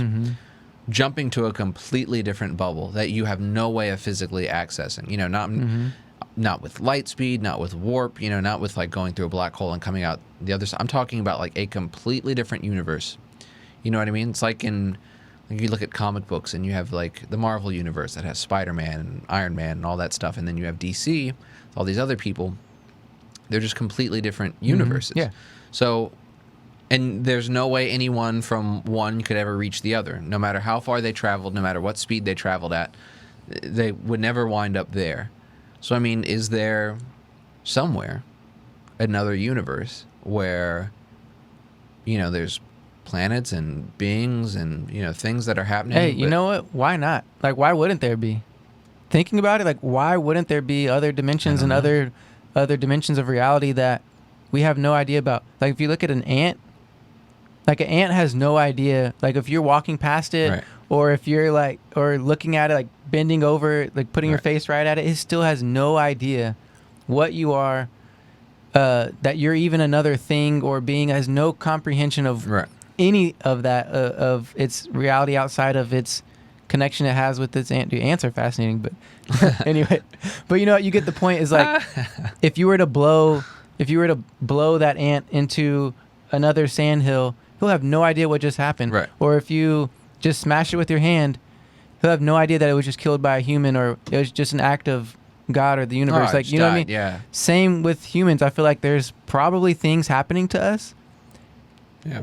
that we just can't comprehend, or that we just don't know is out there because we can't see it, we can't comprehend it. We don't have. And if you just look at like the visual spectrum of waves and what we can actually see is like, I don't know, some crazy small amount, less than 1% Right. of the visible, or of what we can see is actually there. There's so much of reality that we just can't perceive simply through our eyes, Right. just from our eyes alone. Not including touch, taste. I mean, it's just, you can't fathom everything that's actually happening right now in front of us. Reality, like, Right. we just, it just can't. Yeah, it's crazy. But then it goes back to like, we're just limited by being a human. We're limited. yeah, right? and then you can ask the question like, well, why not, right? Why wouldn't there be a multiverse? But then it goes back to our understanding of the creation of the universe. So there's like two main schools of thought. And there's a million schools of thought, but there's two big ones, right? So obviously you have the Big Bang, there was nothing, and then all of the matter in the universe was in a tightly super condensed, space, and then something happened and bam, there's a gigantic explosion and everything that we know in the known universe was just released and scattered and things like that. Or you have the idea of a divine creation where there was a God or some sort of divine being that architected the whole universe. Mm-hmm. If there are multiple universes, we would have to completely formulate an entirely new idea of how things came into being. Right. Because if there's more than one universe, Big Bang no longer makes sense, unless there was just empty space everywhere and multiple universes were all just started by multiple Big Bangs. I mean... Well, to me, the Big Bang doesn't make sense to me either. Just now, like, I mean, we have to understand that the Big Bang is a theory. And that's something a lot of people forget. Like, it's a theory. Just remember that. Like, yeah, it's a good theory. It kind of makes sense, but we have no idea how the universe was created. No idea. Yeah, the Big Bang Theory is as good as like when you ask your parents, like you're like 5 years old and something happens and you go, why? And your parents go, oh, well, there was nothing and then there was everything. I mean, there's obviously math involved, and but it's there's just definitely an reason explanation. to it. But I mean, that could mean anything. Right. There was nothing and then there was everything. I mean, anything could have caused that, Yeah, so it's just like, if we do ever find out that there are indeed parallel universes and a multiverse, so to speak, completely calls into question everything we've ever thought about the creation of the place we live in. For sure. It still technically falls under the space of like, oh, okay, well, God could definitely still be, like, God could have created multiple universes, whatever. The divine creation theory still works. But it definitely makes you rethink everything, Yeah. So, I do think that we can experience different realities in different ways. So I think you can do it through meditation. I think you do it through like holopathic breathing. What is it? What's the word for it? There's a name for a certain type of breathing. Sorry, I should know that. Certain type of breathing techniques that can get you into certain states. Psychedelics is a great example of reaching. A lot of people say they interact with different beings while in these states. Like seriously, it's so crazy. There's thousands of accounts of people who take DMT or psilocybin and they have interactions with beings, gods. Some say they talk to Jesus, some say they talk to Buddha, some say they talk to you name it, and or John Lennon, like, you know what I mean? Like, you have interactions with beings, and to them in that experience, that's real to them. They had that experience. Right? So how can you say that's not true? How can you say what they experienced was imagination? It was There's no completely way. made up. So I think there's one way of in real life that we can experience. Whether you can say that they tapped into a different dimension, they tapped into what was what was already here. It's just something that we can't see or perceive Right. all the time, or it's still maybe here in this dimension, but they're able to tap into it and experience it through the help of whatever techniques and or drugs that help them tap into that. Right. And so those are things I think about off the top as far as maybe different dimensions or different just realities that we just aren't connected to. And so what does that mean for the way we look at the universe? And then on top of that, I think like as far as dimensions, I think like we're so spiritual, and I think a lot of what we are is spiritual. I think we're much more of a spirit than we are this human body. Right. And this reality. This is just my personal beliefs and from my experiences and just understanding of of what I've read and stuff. And so I do feel like there's like once we die, and I think you can understand it in many different ways. Once we die, I feel like our energy, you can look at it as just purely energy. If you think you're just your body and you die, that's just your material being, right? That goes into the earth, right? Yeah. Or your ashes get in the ocean, wherever you decide to put your body, that's gonna simulate into this earth, right? Mm-hmm. And then what does the earth simulate into the universe? And once the earth is gone, so you're never really gone. Like you're still your body a part. stays around into the universe. Yeah. Right. So you're still a part of everything, whether you believe in, no matter what you believe in, Whether you your believe in physical God body or- is going to be a part of the universe forever. Right. It's always going to be. And then so I think of that. There's one way to think about it, and then also think of like your being a spiritual being. I feel like that our energy is going to be passed on, and whether it can be different dimensions or just different planes of existence. Like I feel like if we transcend this body and we're going somewhere else, we're just going to move to a different plane of existence.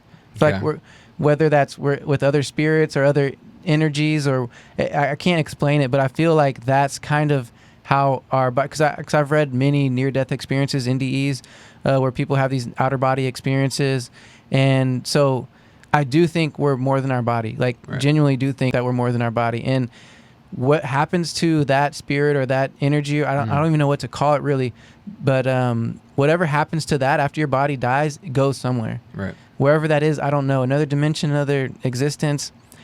I don't know, but that's some things I think about on this topic, And then there's also the chance that none of that's true, and then when you die, everything just ends because your brain got fucking turned off. There's very much so. Which is terrifying to think about. I mean, the idea of like you just accidentally like slip one day and you hit your head and then like wham, you're just like everything just like you never existed, Or we're in a simulation. We're just and you plugged just into wake the up Matrix. and you're like, damn, that was crazy. That was All right, yeah. time for lunch. You just like wake up and you're just like in a shopping mall somewhere playing a VR game. Or I've read a few Philip K. Dick books and a couple, I forget which book it was, but like the idea of reliving the same life you've lived multiple times. So say like after this life is done, you die and you come right back, but you have no memory of the life you just lived. You're just repeating the same life over and over and over again until something happens. Maybe you're supposed to be living this life to understand something, a deeper understanding. Dude, I was just talking about the Logic album. Everybody. Oh my God, that damn album. Yeah. Everybody. I love the concept though. Like he's talking to God, who's Neil deGrasse Tyson, which is so cool. He got Neil deGrasse Tyson to do that. But he's like basically talking to God, and he's like, all right, yeah, I think he was a black man. It was like a black man talking to God in this certain situation. And he was like, got hit by a car. And then God was like, I'm going to send you back to be a slave owner of 400 slaves, and you're going to own 2,000 acres. Yeah. And he's like, what? A slave owner? And he's like, yes, you must experience every life. You must live every life before you can transcend and understand what and he's like, oh, yeah, well, the last time we talked, you were a 13-year-old Chinese girl. Yeah. And he's like, what? And then he finds out he was Jesus and all the apostles. And like everything in the world, in existence, is totally just him. It's just like all built for him, just to live every single life ever, to gain every piece of perspective and knowledge and wisdom until one day he ascends past this level of existence into something more. But he essentially is every human that's ever existed or has lived. He even lives the life of, like, eventually, you know, when humans colonize other planets and there's billions of them on other planets, he lives all those lives. Yes. And it just sounds exhausting to me, man. Yeah. To be honest Well, with you. see, you don't know. So, I like, know, so but after it's you die, just you don't know that you're living the lives. But I feel like that's what rebirth is. That's Oh. what, like, I think ancients, like, kind of their idea of what it is to be, like, to rebirth and to live in that cyclic kind of way of, like, Yeah. you're going to live as, like, every living thing, even a butterfly to Chance I was you. to a rat to a horse. You know what I mean? Like, every living thing that you could possibly live in order to learn something, though. It's not just random chance of, okay, you're just going to pop into these random living Right. life forms and just experience what it's like to be that. You're doing it for a purpose, But then once You you, know what I do mean? all that, I mean, what is the purpose? to What would- transcend To what? this physical plane, this existence, right? So we're talking about But dimensions. then what's next? We don't know.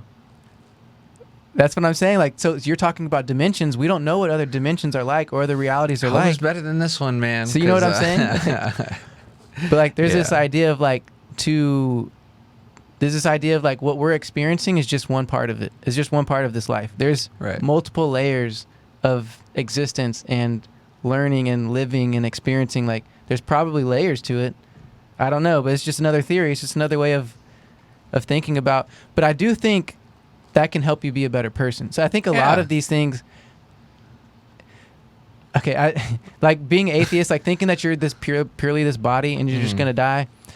I feel like it can breed some unhealthy qualities in humans Yeah, because versus believing in a god or nothing different matters. things. We're all just here, Yeah. fucking doing whatever. Right. Doesn't really care how I treat this person because eventually one day we're all gonna be fucking Yeah. topsoil and none of this shit matters. Yeah. Yeah. Whereas it's like, But you oh, could have you man. could also have the flip side argument to that too. You could say, well, I'm a part of this physical natural world. I want to take care of where I came from the earth anyway. Right. Want to take care of that. Well, You either- could have good. You could have good. You could be like, hey, from that as one well, day you know? me and this guy, we're gonna not exist anymore, so I should be kind and Right. make their time here as good as possible, and, like, let's just be nice to everyone. Yeah, of Yes, course. you could have that as well. But then you can look at it as like, you know, I was this guy once and he was me, and Mhm. I should treat him well because that's me. Right. On some wavelength or on some plane or in some dimensional form, like that's another of my lives. And we're all just in one collective experience, just going from one soul and one experience to the next. So I don't know. I don't know what I mean, I know what I believe, but I just think it's really interesting to think of it. There's two drastically different sides of the spectrum. You can just believe that none of this matters. One day we're all going to die and just be dirt and your brain just gets turned off and then it's just like, whoosh, like you never existed. Or everything goes on forever and once you die, you come back as something else or you ascend to some other place. I really hope it's the second one.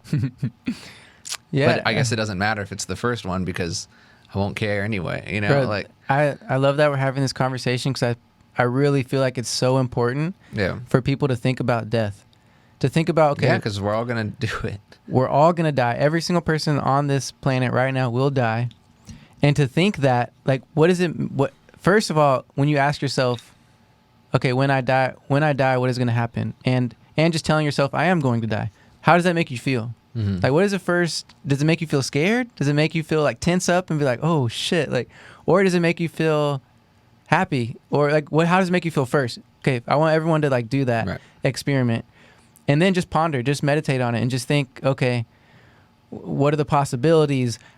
What does that mean as far as the life I'm living right now? Like, what could I be doing in this moment that would reflect how I feel about death or my afterlife and things like that? You know what I mean? Yeah. I think it's a really important thing to ponder. Yeah, it's interesting because, like, I believe in God and I have an idea of what I think happens when you die because it's through my eyes, so it's seen through the lens of someone who, you know, is religious and believes in, you know, a biblical afterlife or whatever. Mm-hmm. But then, like, part of me, like, wonders tonight, like, what if I'm just completely wrong, you know? And, like, what if I die one day and it's completely not what I expected? Still an afterlife, but just completely not what I expected, you know? Maybe it's like we all are just chilling on like some spirit plane on some other dimension, and there's no God watching over it. We're all just up there like chilling, connected somehow, doing a thing. Or, I don't know. Maybe you just go to like another Earth. Maybe you just pop into the shoes of another person on this planet. And if you are popping into someone else's life on this planet, or another life, I should say, on this planet, what does that mean for time? It means time doesn't matter, right? Because everything is cyclical, and you're just hopping around, and nothing's really in a linear order because everyone's experiencing it at the same time, but also at a different time. So I don't know. I hope it goes the way I think and believe that it's going to go, but then part of me also hopes it isn't that, because that means that also loads of people are going to being Christian and believing in God, you inherently believe in the concept of heaven and hell. So sometimes I kind of hope maybe I'm wrong. We all go somewhere relatively cool so that millions of people aren't burning, and like living some sort of like suffering. All right. So on that topic, Yeah. I want you to dive a little bit deeper, Mm-hmm. since you're saying this is what you believe in. Yeah. Look at early Hebrew Mm-hmm. texts of what they thought hell was, Yeah. because it's much, much different than our modern day terms of. So I don't really think that there's like the classic depiction of hell where everyone is like in this fucking underground rave and everything is on fire and you're like in the center of the earth and like just like pushing a cart up a hill while everything's on fire and like a demon with a whip is just like, I don't think it's like that at all. I think that's absolutely silly. I think probably if you were to go down whatever is considered like the negative path, like if there's like two options after you die, like let's say there's a good option and a bad option. If you do whatever corresponds to ending up with the bad option, I don't think you're just like being tortured and whipped by a demon for all eternity. You probably just cease to exist or, something. I don't know. But I think the classic depiction of what a negative afterlife experience or like what hell is, I think it's preposterous. I think it's silly. I don't think there's any way that that's true. Yeah. Yeah. And there's also, because I remember reading about this was, like, I forgot what it was. I could be completely butchering it. But basically, either they didn't have a concept for hell. Mm-hmm. Like, there was no word or anything in their reality of what hell was, because it just wasn't a concept yet. So I think this was something developed later on. Mm-hmm. I don't even think it existed in early Christian traditions. I don't even think hell was a thing. But another thing that's really, because there's a lot of things that are new age Christian thoughts. Like, there's so much that have been added to. It's not even necessarily the Bible. I mean, we know the Bible has been rewritten hundreds of times, right? But not even that alone, but just like different, even the rituals we practice, like Easter and things like that, are all very new to what early Christians thought and believed and acted. And another one, another really interesting I saw the other day was like what our traditional thought of what an angel is. And if you look in the Bible, they have these depictions and description of angels that will blow your mind. Oh yeah, dude. completely like. They're not like a human with wings. They're literally not even humanoid structures. Yes. Like the Orifim. It's literally just like like these like rotating rings with like eyes energy over and eyes along the rim of the ring, and then like an energy on the inside, or like the living creature, which is like this being with like 4 faces, and each face resembles like it's just being described by a human that's seeing it through a vision, but it's like it had an eagle face, and then on one side of its head it had an ox face, and it was covered in eyes, and each face had corresponded to a body with 4 wings, and the wings were covered in eyes.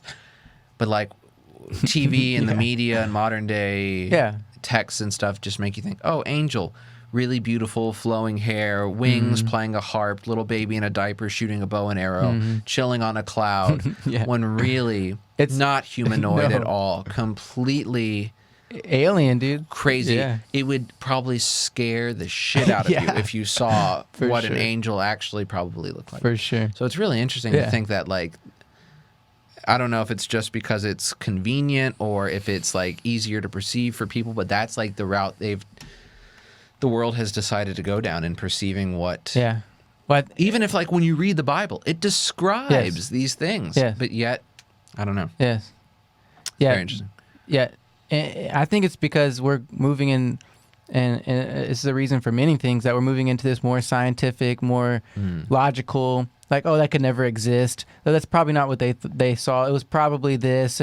We try to rationalize it in a way that makes sense to us in our experience today, in our modern human society today, like versus thousands of years ago when they had completely different ideas and their reality was so much different than ours. Like, so we try to make things make sense to us in the way we do, but I think that's taking away from a lot of what they wrote down and what they experienced, because that was their experience. Yeah. So how can you say it's wrong or different or you know what I mean? So yeah. So I don't know. Oh my God, man. But yeah, all that stuff's fascinating. When we look back at history, this is why I love diving into history, because you learn so much about what we know today, and what we experience today is so much different than our history, and it's changing all the time. So it's important to remember where we came from and the original stories, and so yeah, man, it's wild stuff. Yeah. So we were talking about Nikola Tesla earlier. How do you feel about him? How do I feel about Nikola Tesla? I feel like he was probably one of, if not the most important mind that's ever existed. I think he, given the ability to do everything he sought out to do and, you know, create, I think the world would look completely different than it looks today. I think he was so far beyond like anything most human beings can perceive. Like what he was striving to achieve and what he probably could have achieved is like, I just think he's probably one of the most incredible minds that's ever existed. And it's a shame that not a lot of people know about him.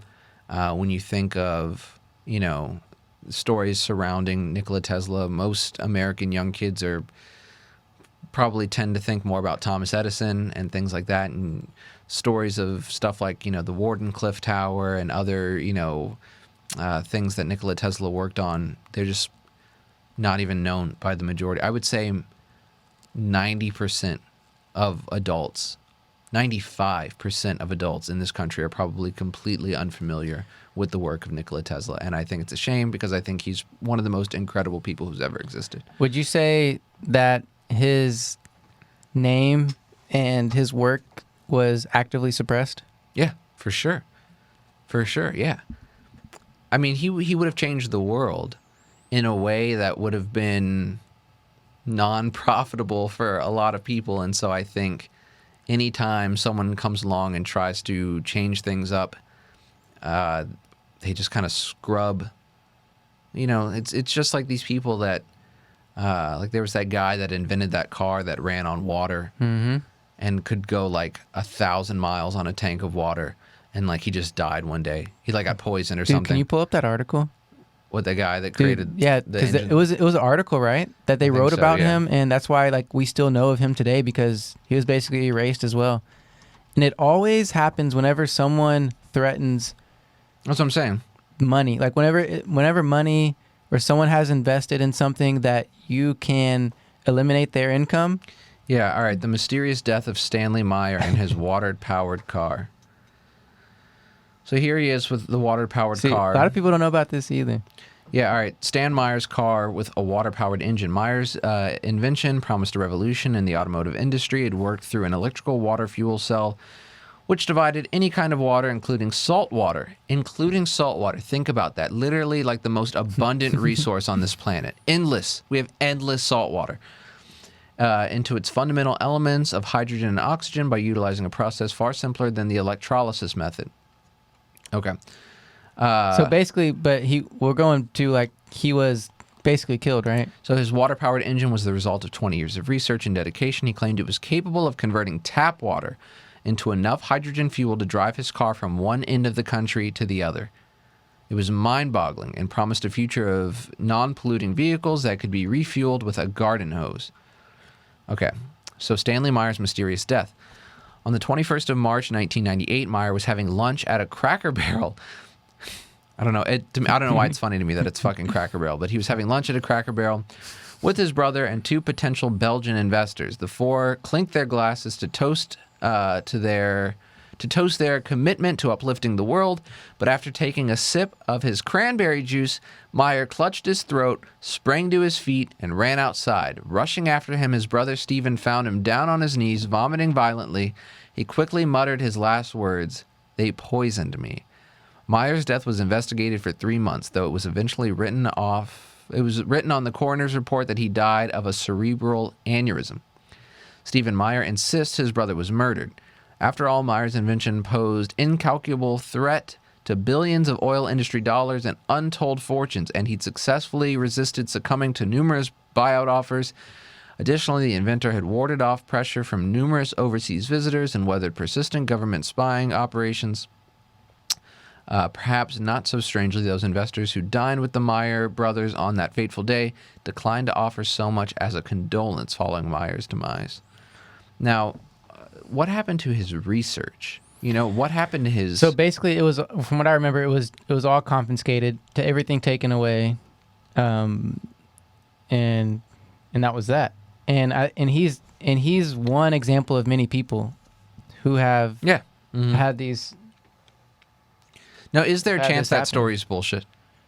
Yeah, I mean, there's definitely a chance of that, but there's a chance that this man Meyer never existed. Well, no, because there's pictures of him. With his car. There's a chance that engine never actually existed. He never actually, he wasn't poisoned in a fucking Cracker Barrel. Like, Well, there's probably circumstances like that where people have probably made up stories or embellished the story a bit. But for examples like his and other people's, what's the guy who went on the Joe Rogan podcast who claimed to work at that site at Area 51? What's his name? Yeah, Bob Lazar. Bob Lazar. For example, for people like him, and like there's obvious like newspapers of him with his rocket car that he built and stuff like that, where like there's obvious evidence that this person existed and he was smart or working on something really cool, right? Now, whether it did the things they said it did and stuff like that, okay, we can question that because we don't have the research or the papers or anything there because it was all taken away. But we do know things like this have happened for sure. And Nikola Tesla is another example. All of his work was confiscated by the government when he died. All of it. I mean, Nikola Tesla was working on technology that would allow us to literally pull electricity out of the air. Wireless electricity, just out of the air. Yeah. No power lines, no fucking, So nothing would have had to ever run on fossil fuels. He literally was talking about just electricity, just pulling it right out of the air, Yeah, because it is there. Yeah. And people don't understand that the empty space right in front of you holds a lot of energy. Right. But his work being confiscated brings up a huge question because that work and his research should be open to the public. Everyone should have access to the stuff he worked on. We have the right to know what he was working on, what his inventions were. But it'll never happen. It'll never happen. It may never happen because our government says, no, they'll give whatever bullshit reason or excuse to say, that you can't look at it. And so that's a huge problem too with the way our society's structured right now because I mean, you have people. I remember seeing an article. Someone was in the news because they wanted to put up a small wind generator on their house, and the guy ended up going to prison because he didn't want to take it down. And then the local state government or whoever was saying, no, that's against our rules, or maybe it was the energy provider, whoever it being, saying, nope, you're going against our protocols or whatever. But all he's doing is connecting a couple wires into his house with a freaking thing that just spins and creates electricity. Yeah, but it's illegal. It takes money away so it's from like, them. Yeah, of course. It's like, dude, everyone wants to talk about like, oh, America's the greatest because we have freedom. Oh, we're so free here. Mm-hmm. I mean, fucking rules and regulations and fucking red tape and fucking policy and like, oh, you can't have a little wind turbine on the top of your house because it doesn't fall under code. Mm-hmm.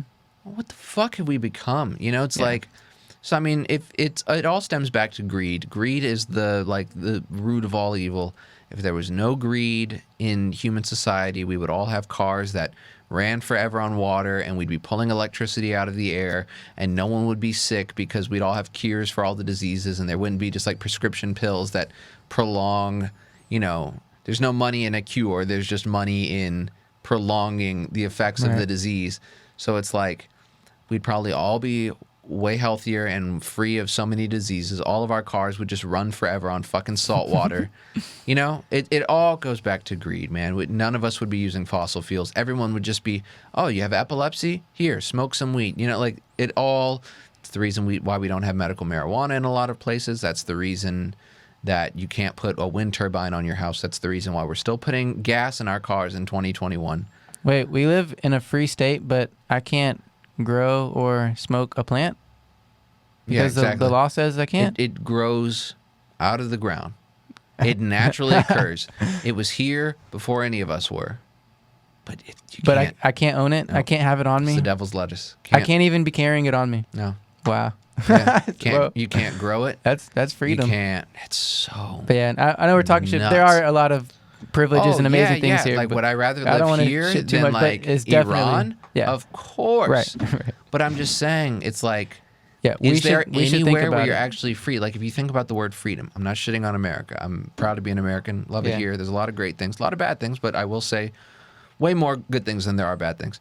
But it's just like, is there anywhere on the earth where you're free, actually free? Other than like if you live like off the grid in the fucking northern part of Canada, that's where you just freedom. Yeah, I know that is freedom. That's freedom. But it also like sucks to live there because there's nothing.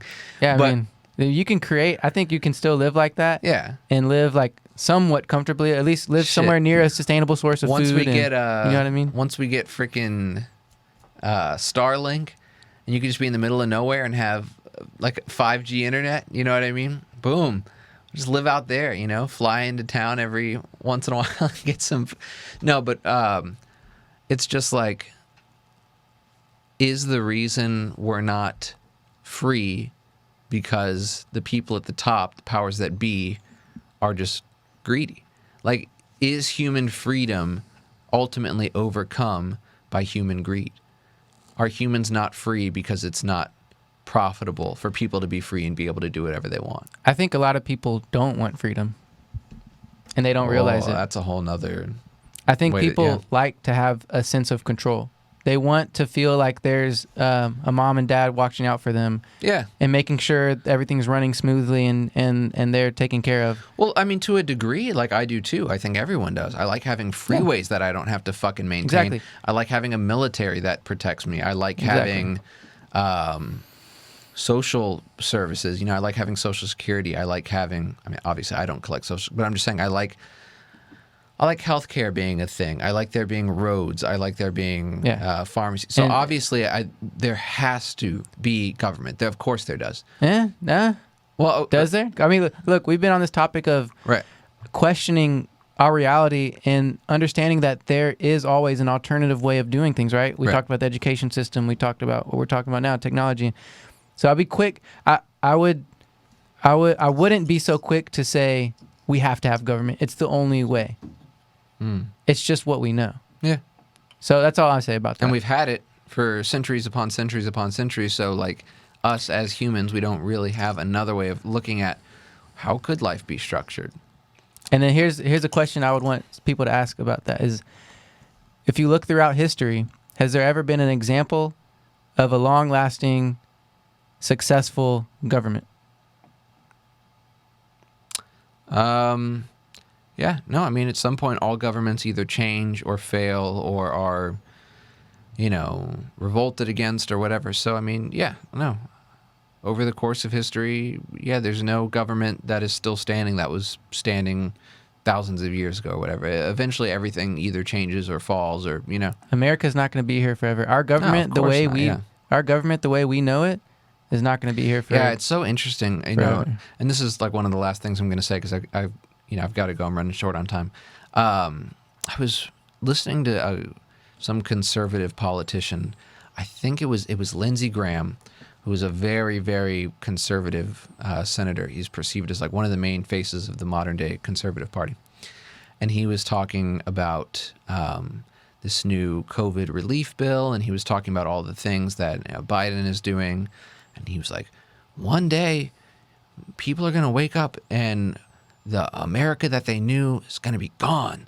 The nation that they grew up in is going to be gone. And it's like, yeah, governments aren't supposed to stay the same forever. Like, you just think this shit is going to work for 500 years from now? We're all going to just be living in an America that's the exact same way it was in 1968, or whatever, you pick a year, whatever.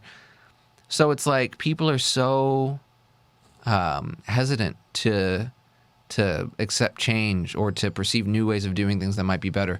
And he was like, it was total fear mongering. The idea of like telling these people, his like followers and the conservative base, just to tell them, oh, these Democrats and these policies they're pushing, one day you're going to wake up and the country is going to be gone.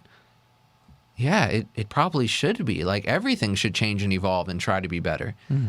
I don't want the same America we had in 1776. Mm-hmm. You know what I mean? Mm-hmm. So I just think it's really interesting that like that was perceived as such a horrible thing. Like, one day it's going to be gone. The way you remember things is going to be gone. Yeah. Yeah. I love that you could see through that. Yeah. Because so much of what politicians say is meant to create a reaction. Right. It's something to create like this. It's just fear mongering. This primal instinct. We talk about this all the time. Like, they want to bring out something in you that's going to be tribal. That's going to, hey, let's join this this group. Yeah. Because we're going to do it right. Because your way of life is under attack. Right. Join us because your way of life is changing. They are trying to erase your way of life. Right. And we are the only people that can fight against you. You want things to be the same as you were when you were, young and happy and, well, if you don't join us, that old way is going to be gone forever. Please donate. It's so follow the link. Bullshit. Click the link, follow below, donate, give us your money so that we can keep things the same and nothing will ever advance or grow and people are still going to be stuck in the same garbage shit cycle that they were for hundreds of years. So there's plenty of people out there. Who's this one guy? Something Phoenix. The Phoenix Project? The Venus Project. Yeah, Venus Project. Yeah. So I know you know about the Venus Project. There's Ubuntu, Michael Tellinger. Yeah. There's people out there who have understood, no money. Yeah. who've understood that there needs to be radical shift in our society, in our culture, in the way we live, and they're doing it right now. And it's hard. I mean, change is hard. Like, in my lifetime, Earth will never be like the Venus Project. This place where we're all just living with no concept of money or wealth or trading we're all just like thriving as one global community. No one's trying to get over on anyone. There's no concept of being rich or being poor. There's no concept of like, currency exchanging hands. Everything is just done as one community for the common good. I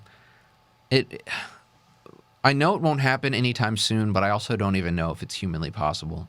Just who we are as a species. And I just think we might be too far gone. I think greed might have just seeped in a little bit too far, and I don't know if we'll ever be able to live in a greed-free society.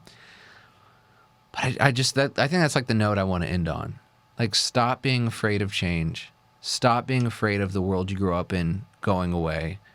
Stop being afraid to innovate, and stop being afraid of human intuition, and just fucking go with your gut, fix the world, stop being greedy, make cars run on water. All right, I'm going to add on to that saying, understanding fear and understand acceptance. Yeah. Be able to accept where you are. Yeah. Accept your environment, accept what's going on. Not to say that it's right or wrong, but just accepting that there's nothing that you can do in the external world. There's nothing that you can physically do to change anything right now in this very moment other than choose how you want to be. Right. Right? That's really all we have choice. And Viktor Frankl, I think his name is, has can you pull this quote up, please? Yeah. By Viktor Frankl and his quote about choice. Because this is really what you have control of, is your choice. You can choose to be in whatever state you would like to be in. And we can go way deeper and on that because there's so many questions and so many things that are going to come up with that. But let's just end on this quote right here from Viktor Frankl. Okay, I don't know if this is the one you're referring to, but It should have the word choice in it. I would hope so. Let's see. Between stimulus and response, there is a space. In that space lies our freedom and power to choose our response. In our response lies our growth and freedom. That's not the one I was thinking about, but that kind of gives you the point. There should be another one though too. We must never forget that we may also find meaning in life when confronted with a hopeless situation, when facing a fate that cannot be changed, when we are no longer able to change a situation, we are challenged to change ourselves. I mean, he has some amazing quotes. Yeah, damn. Pain from problems and disappointments, etc., is inevitable in life, but suffering is a choice determined by whether you choose to compare your experience and pain to something better and therefore feel unlucky and bitter, or to something worse and therefore feel lucky and grateful. Our greatest freedom is the freedom to choose our attitude. I mean, you get the point. Yeah. You get the point. That's a fortune cookie. There you quote, go. right? I mean, it's a beautiful way to look at life, and, Yeah. and it's a beautiful way to understand that it's okay not to be scared, man. It's okay not to be scared. I mean, it's okay to be scared or Right. fearful. Just accept it. Yeah. There you go. This was a great episode. Next time we will have a guest, or maybe not. And if not, that's also okay because this was a lot of fun. I think this is how you get the real organic me and you. Like Yeah. this is what me and you we're are kind of about. just able to just free form flow and just talk about a bunch of nonsense. If Yeah. you've stuck with this long, thank you. Join us next week when we're joined by somebody from one dimension or another. Until then, you follow your intuition, find a way to make cars run on water, and stay safe out there in the cosmos. Peace.